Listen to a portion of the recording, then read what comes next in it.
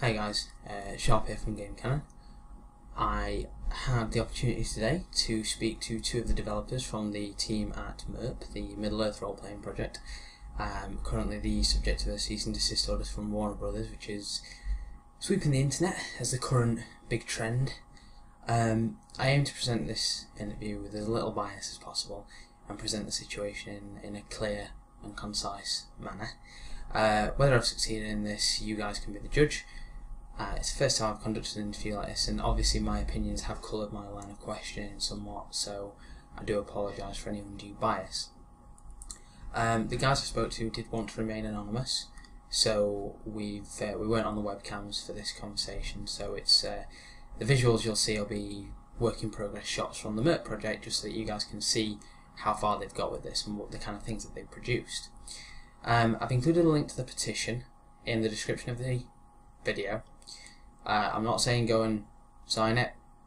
If after you listen to this you want to go and sign it, go sign it, because the only way that anything gets done is if people get together and get behind things like this.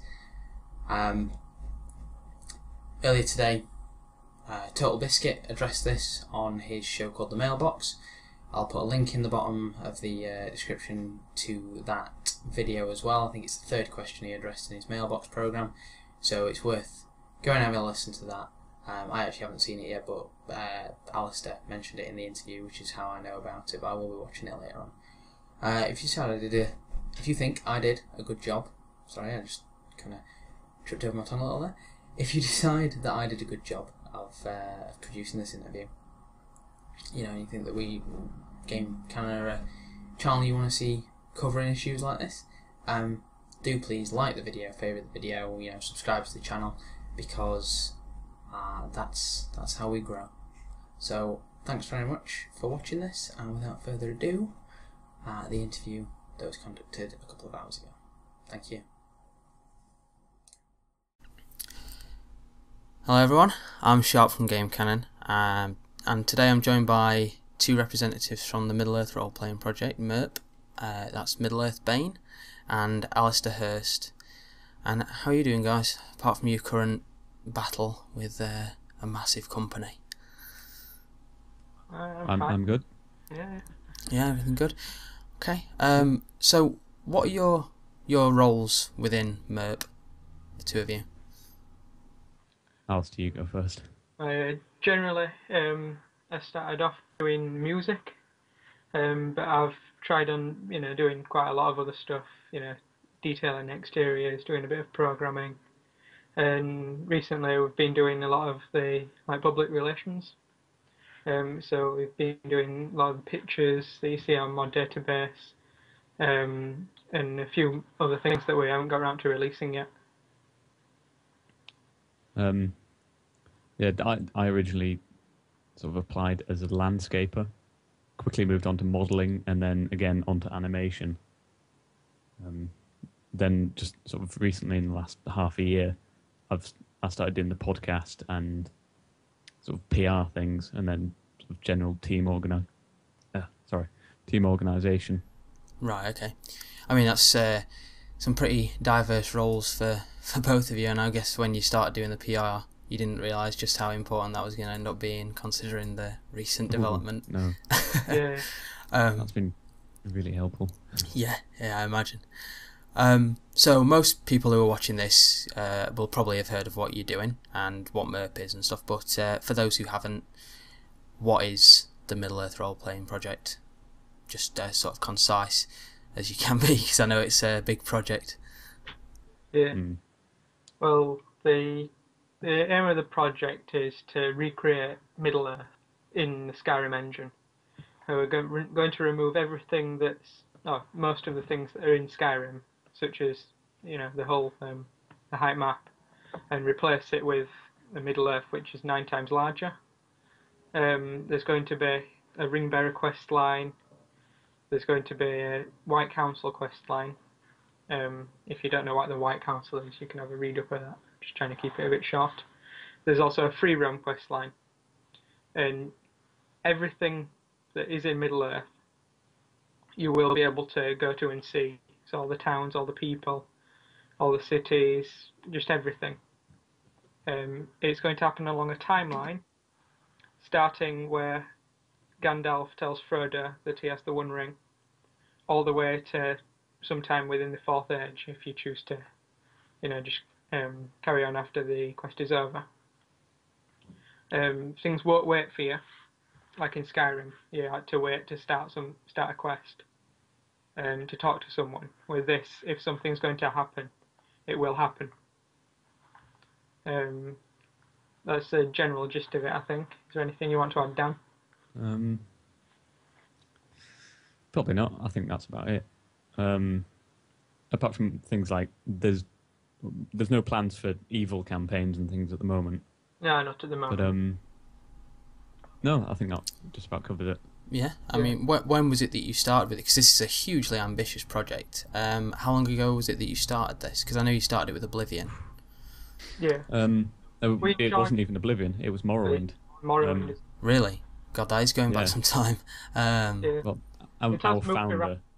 It has moved around quite a lot. It started off with sort of like an idea to create it.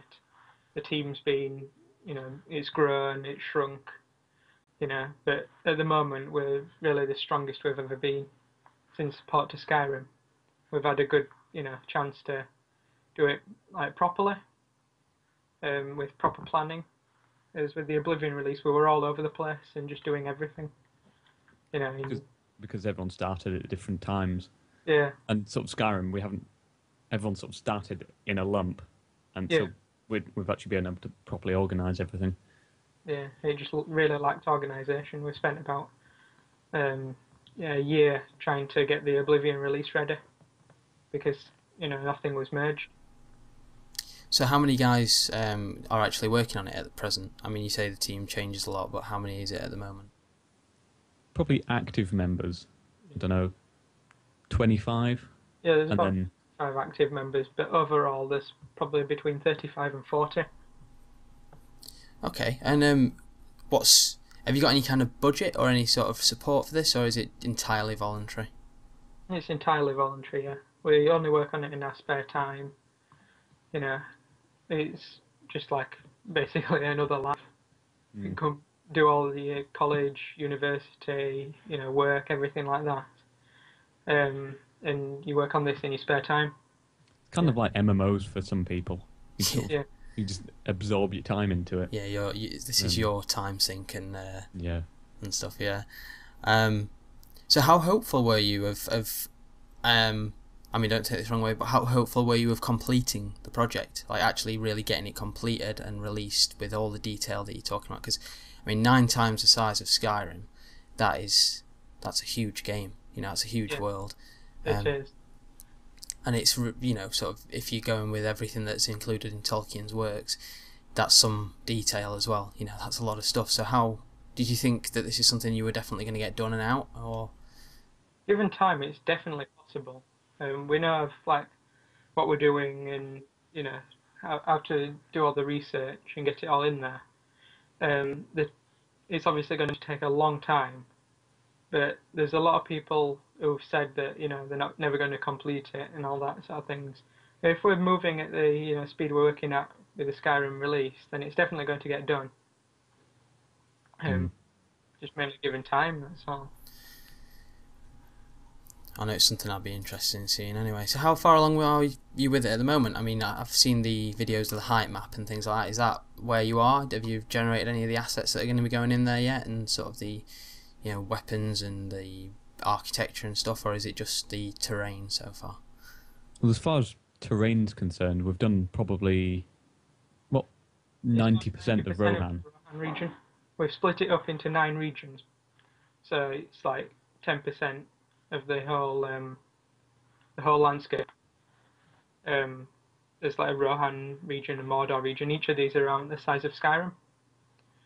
So we've basically generated about 90% of the Rohan area. And we've also added a few towns, detailed quite a few places.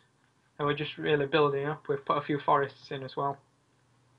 It's just sort of like different levels of work. You start off with the height map. You add the basic generation, you detail it. You know, you got to think of what the places would look like. You know, Can I just stress for the purpose of a quote, this is all past tense. We haven't done any development since about the middle of July, when we were issued the C&D, because we have complied with it. Just to make that clear. Yeah, that's definitely worth saying, because we don't want everyone in trouble. So, I mean, getting onto that, all this way down the line, I mean, talking about it being started in Morrowind, it's years of work. I mean, we're sort of, you're talking nearly a decade of work now. And you've recently been sent a cease and desist letter by Warner Brothers, which I'm sure most people, again, watching this are aware of. But exactly what did that letter say, and what is their stance on the mod? I'll have to take a look at that. I can't remember exactly what they said, but it'll be somewhere.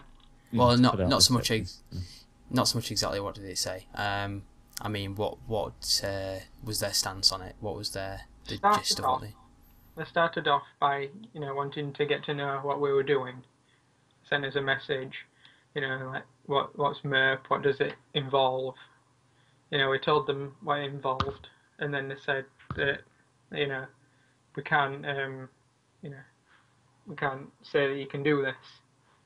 So we're like, okay, you know, and we tried to negotiate with them, you know, saying what exactly do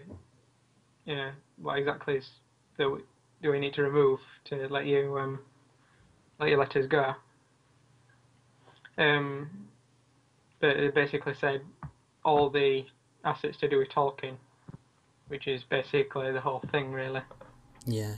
Did you seek any legal counsel? Sorry. We have done now.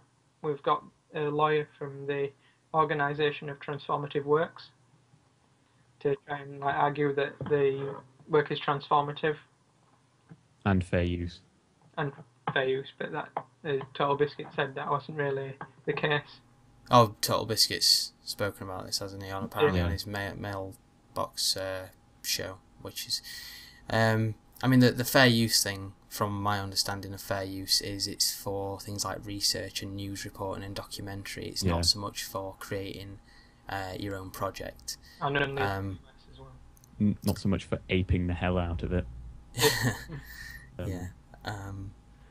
I mean, so you've had some dialogue with Warner Brothers regarding what could be in there and what couldn't. Yeah. They basically just shot us down. And they just want the whole lot gone. They just didn't really want even a private project. The weirdest thing about it was they asked us, or sort of tried to start negotiations about we could come to a compromise, and then the moment we suggested something, they just shot us down. Yeah. So, it was not like really sure what's going on. idea of the scope of the project to start with until we told them. That is a little strange. I mean, it's possibly that they saw it from the outside and said, wait, you've got to pack that in. And then once they actually got an idea of the scope of and the scale of the project, decided, actually, no, this can't happen at all. Rather than just... yeah, I mean, because obviously the Warner Brothers now own the rights to the Lord of the Rings in film and merchandising and in games. But that's not always been the case. I mean, Lord of the Rings and the rights to its representation in media have been very controversial, and they've moved around for quite a while. I mean, Sol Zaent's company is the company that owns them, I think, and he just licenses them out to Warner Brothers. I mean, they've only held the gaming licensing rights since 2009. Before that, it was EA. So we have EA to thank for the poor games that have been made so far. Apart from and this is the game that I sort of wanted to get around to talking about, really, is Lord of the Rings Online. That's made by Turbine, but Turbine have been acquired by EA. So that Lord of the Rings Online is now basically it's Warner Brothers' game. Would you agree that possibly that game would suffer if your game was to, be created, because that is a similar kind of thing in that you get to explore Middle Earth? Well, this is something I wanted to bring up, was that since Warner Brothers issued us the C&D, we've had members on sort of fans on the ModDB forum saying that they're now dropping out of LOTRO just because we've received the C&D, which is interesting because Warner Brothers have caused themselves an issue. Yeah, personally, I don't think that, the whole MERP and Lord of the Rings Online thing sort of relates. It's a serious RPG versus little MMO.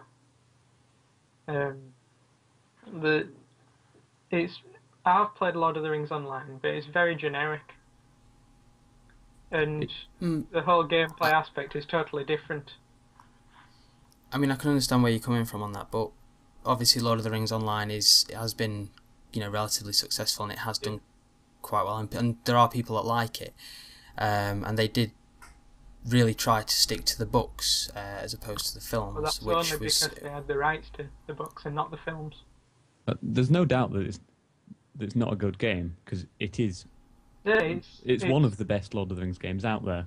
Yeah, true. But it's just not quite what people wanted. Yeah, that's basically it. Well, I mean, that's subjective. I mean, it's difficult to get into that and say whether or not it's what people want on the whole. I do agree that it has a long way to come, but that's, you've got to say that's the reason why Warner Brothers have turned around with this, is because they do have a game in the same market. So legally they do have to protect their IP. Legally, like I say, they probably are in, they have the right to do this, but what I've got to say is, as well. Yeah, well, it's morally, I think, that you've got to look at it. And I mean, obviously they're a big company, they are about the bottom line, they are about the profit. Now, for me, I would say that, this does, obviously your project does represent a similar game to LOTRO, whether you see it that way or not. It is a role-playing game, it is about exploration and about seeing Middle Earth. But if Warner Brothers feel that this project, which is, I mean, you've said it's at the maximum, at any one time, 40 guys, you've got a budget of nothing, and you're working in your spare time, and if they think that's a threat to a game they may or may not make with the millions of dollars of funding that they have, and, massive teams of professional developers, and absolutely no offence meant to MERP, but they should be producing something of an infinitely higher quality than you guys, just by the numbers alone.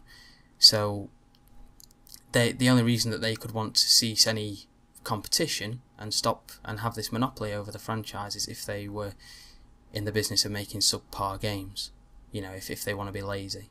So I personally, I think even though they do have the right to go ahead with this, they probably shouldn't. But that's the way it is, isn't it? I mean, that's the way. That's what they've decided to do. Well, that's a very good point, actually. But hopefully, even if MERP gets shut down, this hopefully will mean that Warner Brothers take it as a kick up the backside to make a decent Lord of the Rings game. Because this is exactly what Total Biscuit was saying yesterday. Because, I mean, there's been a quote floating around that we've basically kicked Warner Brothers' ass. I can't remember the exact quote, but I mean, yeah, Warner Brothers should definitely be making better quality stuff, considering they have money. The only problem with that is we know what's required to make something like MERP, and it's just not within budget and timescale for any game company to actually make something on the scale of MERP. We know it's just not possible to do within a company's timescale and budget to release a game. Well, this is because companies now obviously are very focused on deadlines, especially the publishing side of the companies, because I mean, at the end of the day, Warner Brothers aren't the company making these games, they're the publisher, they're the money behind it. And I mean, going back to something I saw of there was the PC Gamer interview, and I think one of the Warner Brothers guys said, we appreciate our fans and their dedication to this, and it's like, well, they're not Warner Brothers fans, they're Tolkien's fans. They're, the fans of the people who made the films, like, Jackson and everyone, and the fans of, people like you who create things. And I think the work of fans strengthens these IPs, and they don't seem to understand. Oh, definitely. I mean, just to go on a little more, is that where does it stop? because this is you're delivering a story through an art medium, which is, games are considered an art medium. So do they now go after fan fiction? Is that... What I want to see is Warner Brothers go and trawl just through DeviantArt and just pick off everything from there. Because I can tell you that they won't have the money for it.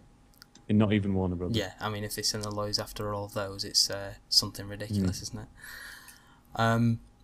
So just... have you considered, as a possibility, changing all the names slightly or something like that, and just making it so that it's everybody knows what it is, but there's no copyright infringement there? If you don't go through with this legal stuff, if you have to stop the project, would you consider doing something like that? Just continuing with it, but sort of removing the copyright issues? Well, we've discussed this in the team several times, because it's been suggested pretty much everywhere that the issue comes up. But I think the general consensus on the team is just it's too much work, and it just sort of ruins the feel of the mod and what MERP actually is.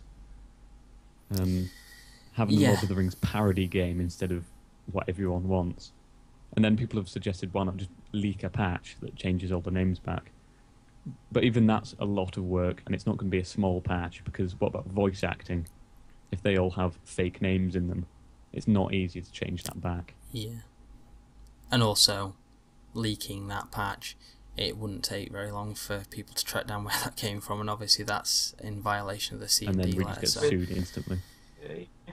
Yeah, you'd be in a lot of trouble, if we had obviously. the same voice actors as well, then they'd know that we were still working on it, even though we were told not to. Yeah, that's true. Have you considered maybe keeping on with it, continuing it, completing it, and keeping it as a private project for you guys to enjoy?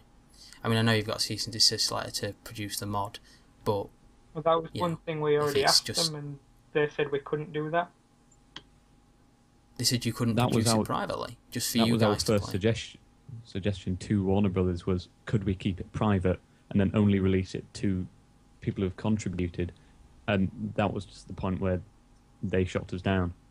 Yeah. They just didn't like that idea. That's unbelievable. How would they police that? The thing is, they couldn't, ridiculous. Unless they managed to get someone into the team. But we're fairly careful with applicants, and I think we probably would pick up. There's a number of team members as well who are opposed to the private project idea, because if we can create the whole thing, but it doesn't get released to anyone, they feel like disappointed of putting all the work and it not being shown for something. Well, yeah, it's like anything. As a sort of someone creative producing something, it is for you at the end of the day, but you do want to show that off. And when you've put hundreds of hours of work into something, you want people to see that, and I agree what's the point in painting the Mona Lisa and then hanging it up in a cupboard? It's exactly, that's a great sort of analogy. So is it fair to say that you guys would support a change in copyright law and the way that it works? Definitely, yeah. At the moment. That's one of the things we were talking about that I mentioned a while back. If this whole thing doesn't go through, then we propose to make a bigger campaign to protect fan art, basically, on the whole. If we can do that, then it protects projects like MERP and any other fan art that's got cease and desist letters from companies, that own IPs that, they didn't even create themselves. Yeah, copyright laws definitely need to change and take into consideration artistic license things, because it's just silly that no one can read Lord of the Rings and then be inspired by it and then do a drawing of Gandalf if that suddenly becomes illegal and Warner Brothers are going to crack down on it. Yeah. Where I come down on that is that I just feel like Lord of the Rings, it's a fantasy universe, and it's created by, probably the greatest literary mind that Britain's produced, if not the greatest literary mind of all time. It can be argued because, there's always that quote that goes around about, the two most read books in the world, the Bible and the Lord of the Rings. And it continues to like captivate imaginations, of children, adults, and it inspires people to create their own interpretations of that world and to want to be part of that world, which is obviously what MERP's the about. current fantasy universes are based off Lord of the Rings as well. Yeah, I mean, that was Tolkien's sort of aim, was that he didn't think that Britain had its own mythology, and that was his aim, to create that. And so really the Lord of the Rings is as close as you get to Britain's mythology. So why should the rights to using that be restricted to only the rich people who can afford to throw millions of dollars and get those licensing rights? To me, that's not right, and it should, there should be room for everyone who enjoys it to work with it and sure be that they inspired enjoy by it by spending hours of their life over 10 years on creating something out of it. Exactly. And I mean, the project that you guys have obviously undertaken is hugely ambitious. It's such a, I mean, as far as fan mods go, I think it's the largest that I've seen. But some smaller ones that have happened in the past, and some have been shot down, some haven't. Such as there was going to be, I don't know if you guys were aware of these ones, but someone was going to make a Halo conversion for Command and Conquer Generals, and then that got closed down, and shortly after Halo Wars was announced. Yep, and then someone was creating a Star Wars mod for Battlefield 1942 way back when, and then lo and behold we had Star Wars Battlefront. I mean, the cynic in me says that the studio saw it and said, "Ooh, let's make that," and then there's the people who say, "Well, actually, it's probably already in production," and then they shut it down because there's something coming. So obviously there is a chance that Warner Brothers are working on something like this. That's what we're all hoping.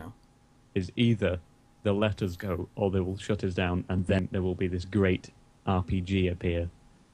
But I think the chances of that happening are fairly slim, though. If they do end up suing us or stopping us. There was also one total conversion mod that I just wanted to bring up as an example of what can happen with these things, and a company that's a bit better with dealing with their fans, and it would be Counter-Strike. The total conversion mod, which is now one of Valve's main IPs, because they embraced it, they brought the guys in who made it, and they for a couple more they things made that from into Valve theirs. as well. There's Defense of the Ancients, as well as Black Mesa as well. Oh yeah. Well, yeah, I mean, Black Mesa is the first one to be greenlit, isn't it, under the new Steam thing? I mean, Defense of the Ancients is another. I think. Yeah, well, Defense of the Ancients is a great example because that originated in a Blizzard game, and was created in that, and now Valve are producing the sequel. I mean, that's got to be some. There's been some dealing there on saying, actually, it's a great idea, but we at Blizzard are busy right now because we're making WoW expansions, we're making, Diablo and StarCraft, so you go do it because we can't invest the money at this moment in time. So I wish everyone had that same attitude. I mean, I really did, because everything would just be made and then all the consumers would be happy. Yeah. And another example would be DayZ as well, because that's just been given funding to become an actual standalone game rather than just a mod. Yeah, and they didn't see sort of Armour going after them. I mean, it's different because this is more sort of the analogy of if Bethesda had come after you, rather than the owner of the IP. And I don't think anyone's you don't see Romero saying "I own zombies." Yeah, well, that's the difference. They probably could. All the others would be on a new IP. Throw enough money at it, and I think you can own anything by the sounds of this. Yeah, that's one of the main problems with copyright laws at the moment. How can someone just buy an idea? That's not how intellectual property was supposed to work. I mean, it was supposed to be just a short-term thing to protect ideas while they were being created. And I mean, with no one when they were making those laws sort of thought about gaming because it wasn't a thing then. But no, I definitely agree. I think it needs to be more flexible. I think they do need to be rewritten for gaming, or to incorporate gaming, because it's been gaming has sort of appeared over the last 25 years, and they just haven't been formed around it. But yeah, exactly. I mean, fair enough. The rights being held by the author for however long it is after their death, but I think even that should be shortened a bit because it's 70 years at the moment in the UK, which still leaves us another 40 years before we can legally release it. Yeah. So shouldn't Lord of the Rings by now be in the public domain, as far as the literary works go? No, because it's 70 years after the author's death. 70 years. Oh, after the death of the author, right? I thought you meant after the publication. No. Right. Wow. I mean, that's a long time for someone to hold on to it. I mean, you know, there's that's just, it's ridiculous. Because I mean, like we said, Tolkien has been dead for now a long time. It's passed to his son. He's and I don't have as much of a, because he's still releasing some of Tolkien's works under different, you know, he's released things like Children of Húrin and Legend of Sigurd and all that. Silmarillion. Yeah, but I mean, these are a little sort of by the by. It's I would definitely say that a change to the copyright law is it should be on the cards, and maybe this will give him a bit of a push to do that. So I mean, it's been great speaking to you guys. Thanks for having us on. Is there anything else that you particularly wanted to add for this as a sort of closing statement, parting shot kind of thing, just to get that message across? You know, I don't think there is. I think we've pretty much covered it. It's kind of all been said. Alasdair, is there anything? Yeah. No, I wouldn't say so. Should be. Yeah. Well, I mean, I would just want to finish it sort of by saying it's if ever a story has been an allegory of the difference that a small person can make when fighting against an enormous corporate machine, it will be the Lord of the Rings. Yeah. So you can think of yourselves as the Fellowship and Warner Brothers as Sauron, and the team of lawyers that are coming after you. I don't know, the Nazgul. So,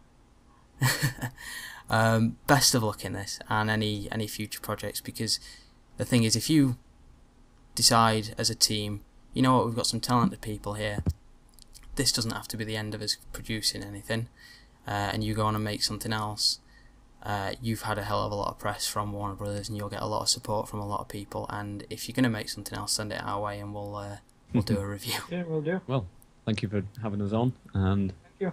Best of luck to your channel, and we'll see you around. Thanks very much. Cheers, guys.